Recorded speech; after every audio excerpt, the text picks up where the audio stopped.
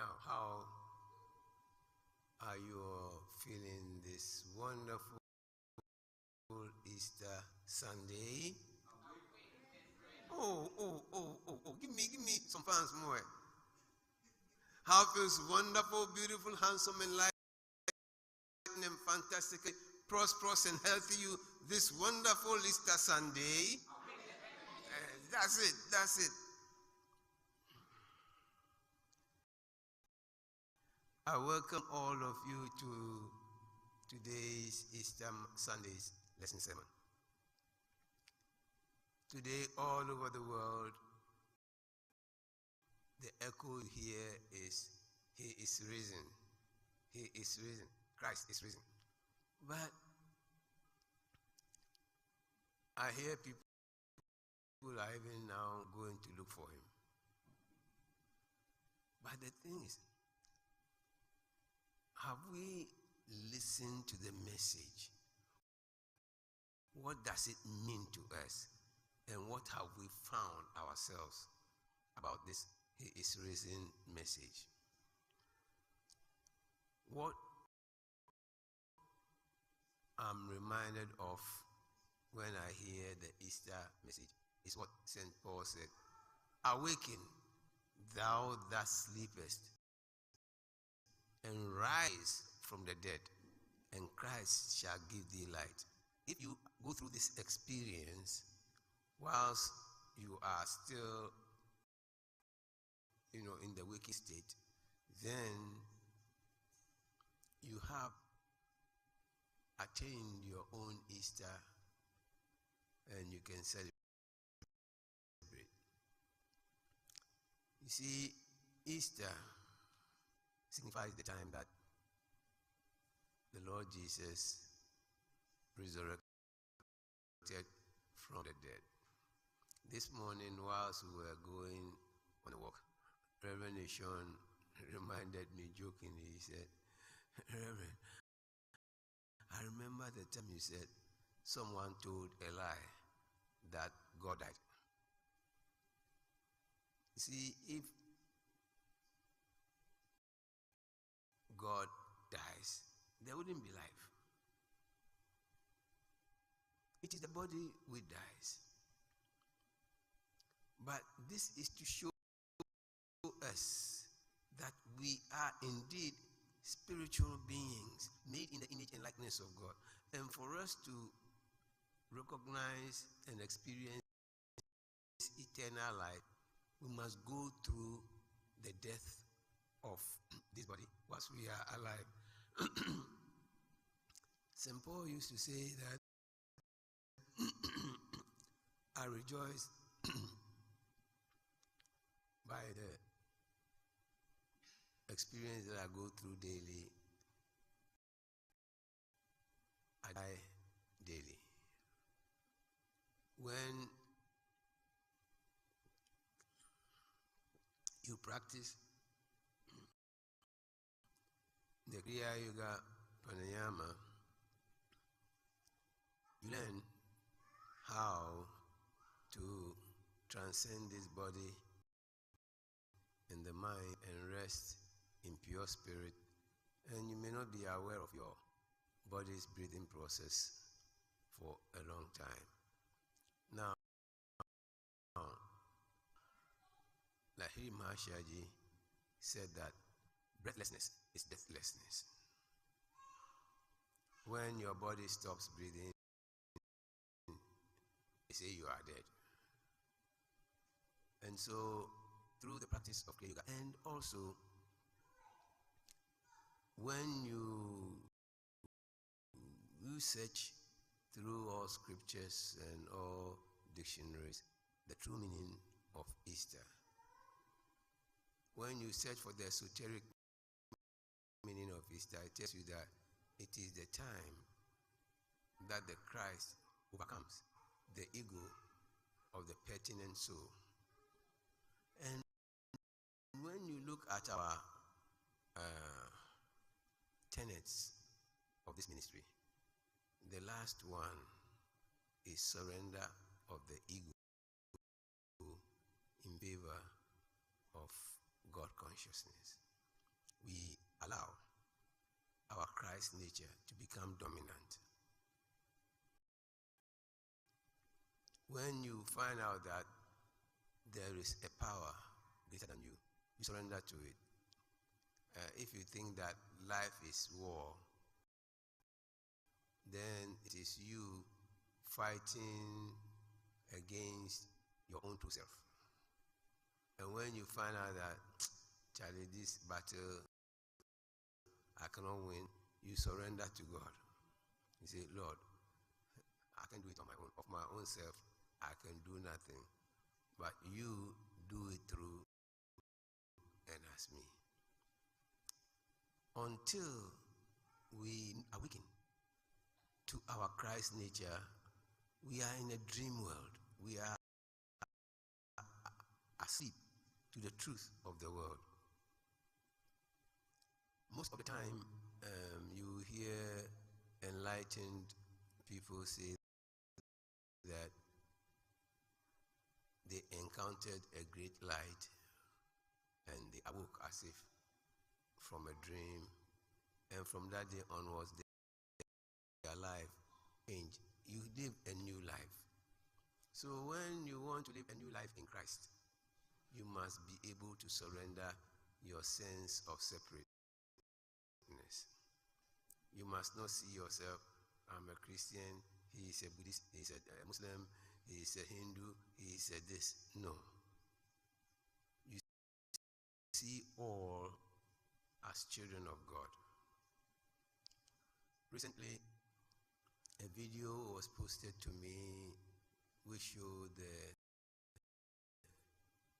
lost years of Jesus, and it was said that some people went to an ancient Buddhist monastery, and there the head of the monastery showed them writings about Jesus and how he had traveled to India. You see, sometimes we fail to see that the Middle East, when you look at that place, at a point in time, most of the countries, were close. They saw themselves as close together. If you like, listen to Indian music and listen to Middle Eastern music, you see some of the same instruments, same syllables. And when I see Abraham, and I look at Abraham, and that his name was Abram.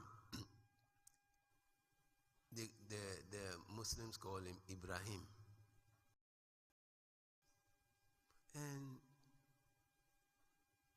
in the Hindu side, they have Brahman and Brahmin, a Brahmin.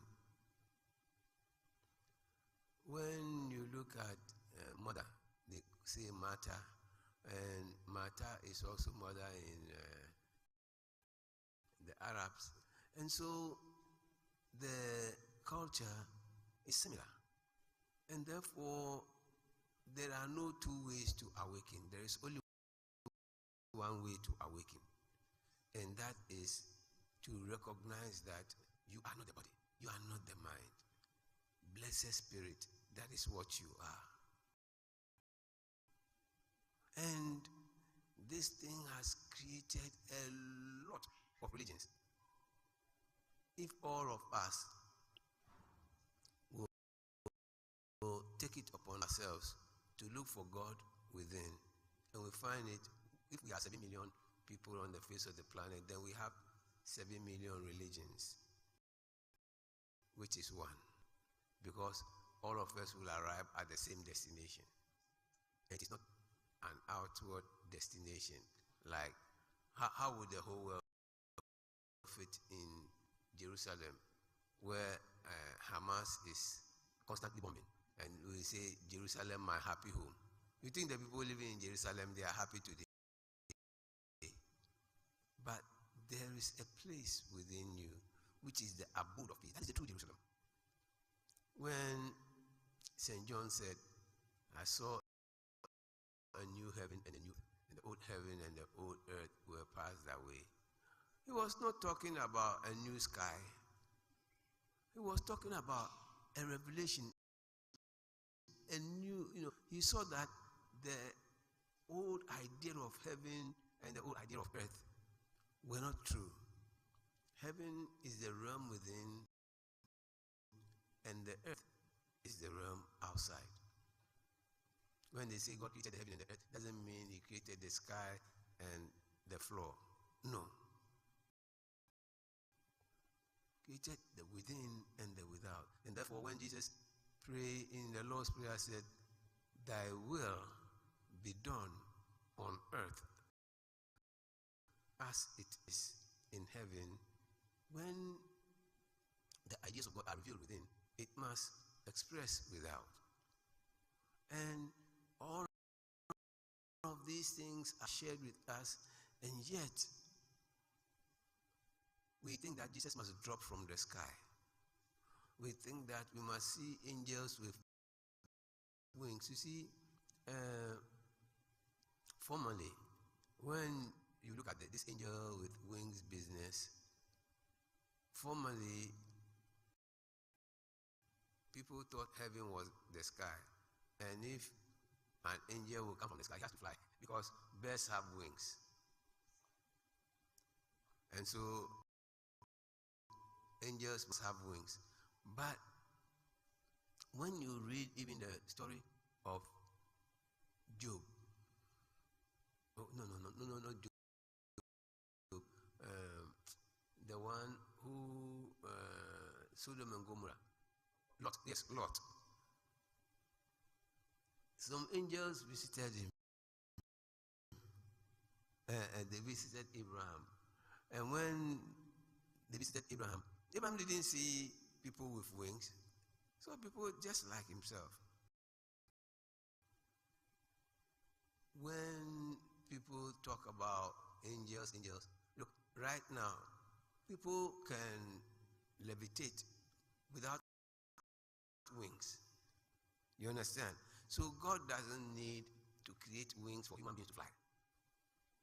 That is our mind.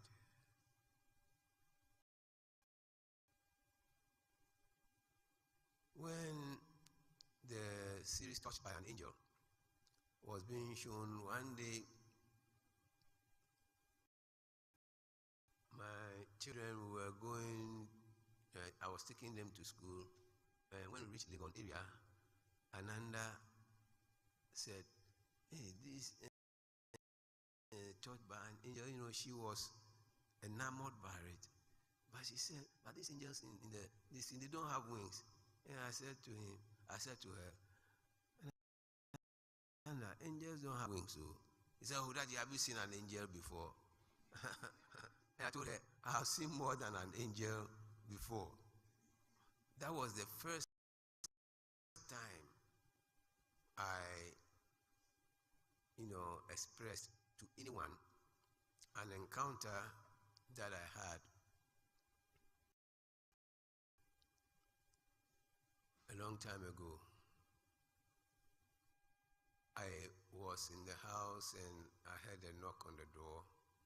It was Good Friday. And that experience turned my life around to what it is today. I opened the door and there was a policeman. And he said, you have been wanted at the Fairfax County Courthouse. So I followed. And when I went there, if you know Fairfax County very well, that was where Rawlins's cousin, Marcus Susudis, that was where he was jailed. During that time, it was known that if you are arrested to the Fairfax County jail, they can even let their dogs loose on you. So I was scared because I knew the history of that place. And when I was there, they came in the night. They said they were coming to fumigate the place, and so I must get out of the cell. I said, I will stay in here. I would like to stay here. They said, come. I said, no, I'm not going out. And they came, they mobbed the place with some terrible scented substance. And whilst there, I saw a policeman with someone like a hippie.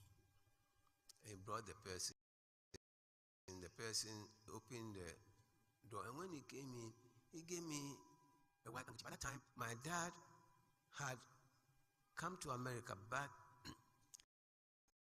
he did not know I was arrested. And this man gives me a white handkerchief. He says, your father says I should give this to you. And he was standing mumbling to himself by the door of the cell. Was there for about 30 minutes, and then they came and took him away. And whilst they were taking him away, I was standing there looking, and then he turned his eyes to me, and our eyes locked. And I said to myself, my goodness, this hippie guy looks exactly like the depiction of Jesus, But I found out that I couldn't talk, And the next day, I was released. I don't know where I put that handkerchief even. Recently, because my dad came, he was staying with my brother. So I asked my brother about it. He said, oh, we didn't know till, the next day that we heard that, you called. And that's when we found out that you were arrested. But in that night on Friday, we didn't know you had been arrested. And I said, is that so? And I told him the story, and he was quiet. I said, well, God comes to us in a way that we can recognize him. When I went home, everything I had been stolen. People have broken into my apartment and taken everything. They even took some of the cooking utensils. And I sat there. I looked at the room. I said, oh, who could have done this? And I had an African-American friend called Robert Fox. I picked up the phone and I called his sister. I said, sis, tell brother that if I get him, I'll kill him. And he said to me, oh, no, you are too nice. You can't kill a person. Take that out of your mind. I said, do you know what he has done? He has arranged, and now everything I have has been stolen. She said, I saw him with some clothes in the house. And I said, those are mine. I said, you tell him to bring my clothes back me. So about a couple of days later, I went to my brother's house, and here was my friend Robert Fox with a suitcase filled with my clothing. But when he came, he was wearing my shirt, my trousers, and my shoes. And I said, where are them?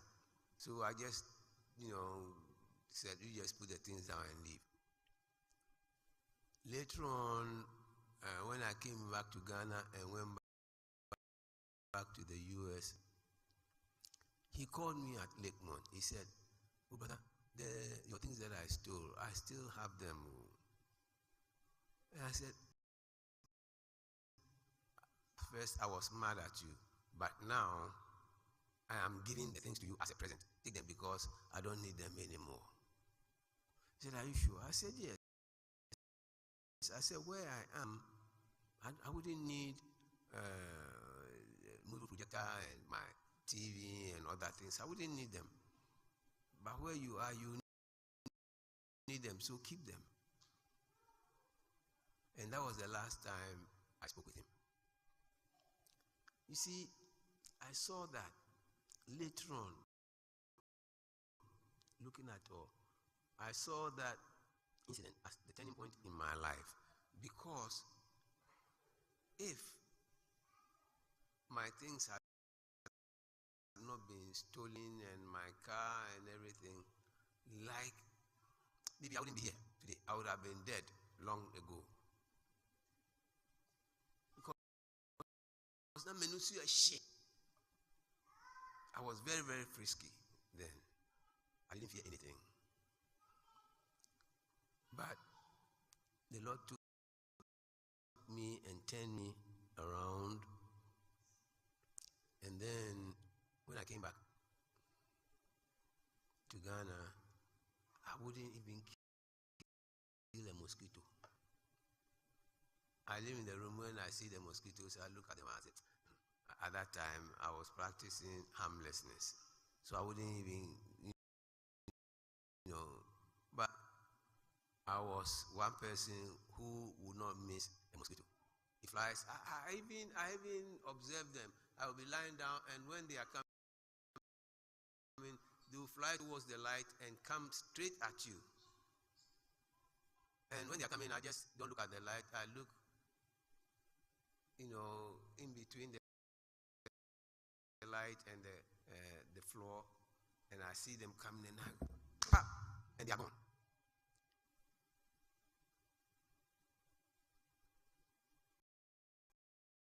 Then one day, I was coming home from church on the Sunday. I got down at the traffic light near Farisco. When I was walking home, I met this old man who said, "Abrantie, brah, young man, come here. Ukra yefe. I asked him, "Can you see my okra?" I said, "Yeah, you have a beautiful soul." Then I said, "Look, if I have a soul and someone else can see it and me I can't see it, then what am I in this world?" So when I went home, I sat down on my bed and I said, "Lord, what at all have I done to you that you are refusing to reveal yourself to me? Look, someone is telling me I have a beautiful soul, but I don't know." And then as I was sitting down, I started crying. And suddenly, a peace stole over me. And I could feel my spine was vibrating, and it was some liquid rising up to the ground. And my eyes closed. In that particular space and time, if you had asked me the date the world was created, I understood everything at once. And the next thing I knew was that my body was lying down, and I woke up, and I was quiet. That experience made a deep impact on me. And I decided that I would go to Roy to stabilize myself in that experience. And when I went to CSA Lakemont, I told Roy about this experience, and he said, "That was when your Kundalini, the spirit kindled in your body." And I tell you, all of us can go through an experience like this. Because that day, I realized that I was nothing, that God was all. And then from that day, I never doubted the existence of God, because the experience proved beyond any reasonable doubt that I had experienced the presence of God. Because subsequent experiences prove that the experience was the presence of God being made manifest. And so when our last observance says that we surrender our ego, our sense of separate existence, to embrace God consciousness, I say yes, that should be our Easter.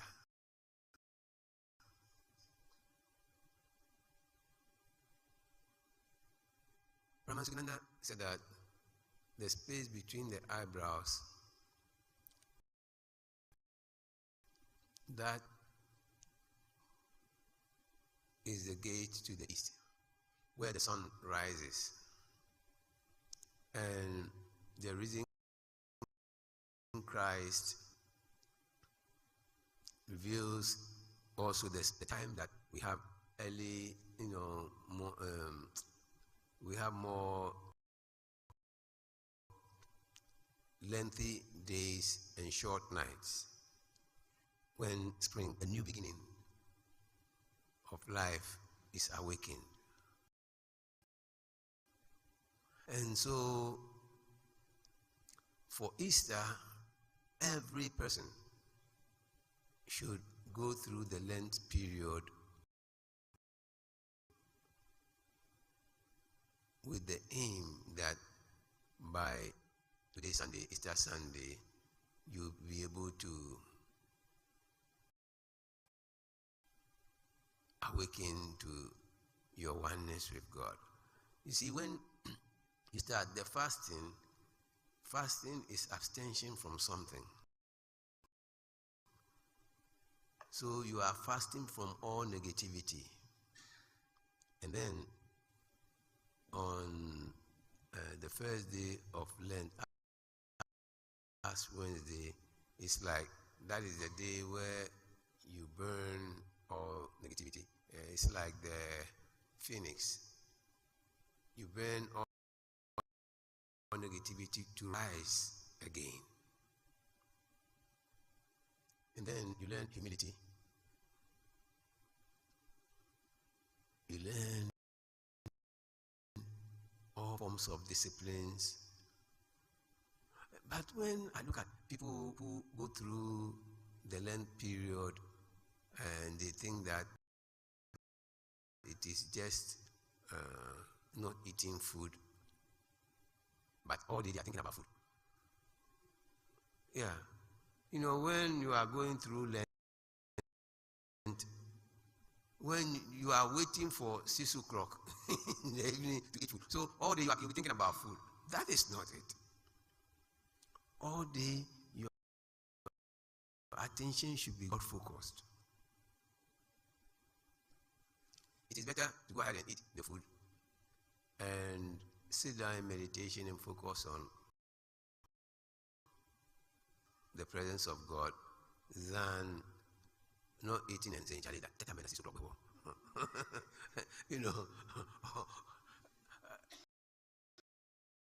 One time I was going through a 40-day fast, and Mama Rose said she wanted to go do something. At 12 o'clock, I saw she was sitting, she was fidgeting. Say,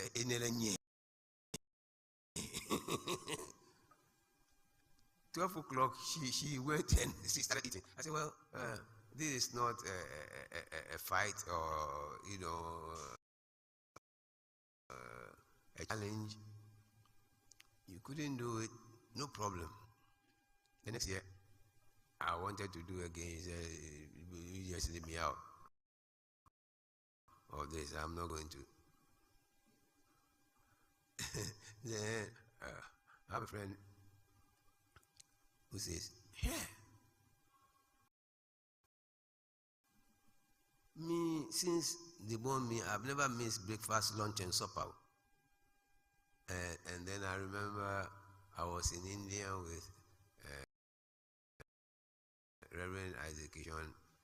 We ate some food. And after we ate the food, Reverend John sat and said, whenever there is famine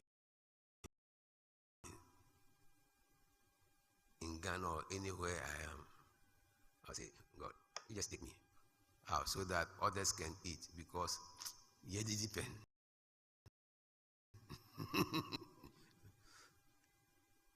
The food, it was in Bangalore. The food that we ate, it was a brand new restaurant. They had opened that day. And we went in, they gave us the menu. And they had this thing. So I asked them to call the chef, and he suggested a certain type of food. We sat down, over 30 minutes, the food was not coming. So I called one of the waiters and I said, why? Is the chef, has he gone to the market now to buy, or he has gone to the farm? And he said, the food that you have ordered is nice. You wait. When they brought the food, the aroma alone, when we tasted the food, I said, wow. We even had them call the chef, and I told the chef, Charlie, your food here. And that is the best tasting food that I've ever had. Reverend Sean, have you had anything tasting better than that? Huh? No. So 1 + 1 = 2. Far. So eat from the tree of life. Eat from the tree of life. Jesus life, which is in you, which is your true nature. And you will awaken from the sleep and the dream of mortality. You see, when you sleep and you don't dream, you are like dead. But when you sleep and you dream, you go through experiences. When you wake up, this waking state is also like a dream to the one who is enlightened. It is when we awaken from the dream of mortality and we find that we are spiritual beings using mind and body, playing a role in space-time, and that the end game is to awaken to our spiritual nature. Then we begin the work, but not until we surrender our sense of separate existence and allow our Christ nature to take dominion. Life is war. Life is war. But the peace that comes with the realization of God's presence, that peace, nothing can shake it. Nothing comes closer. Nothing comes nearer to that peace. And I now realize why someone wrote, nearer my God to thee.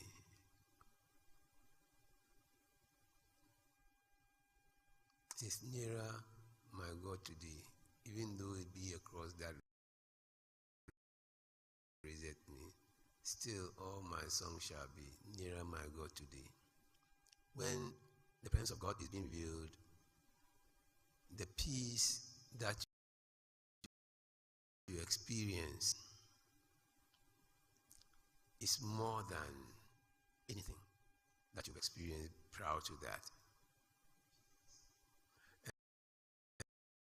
And that peace, I wish for you today, that peace which passes all understanding, may it keep your mind and heart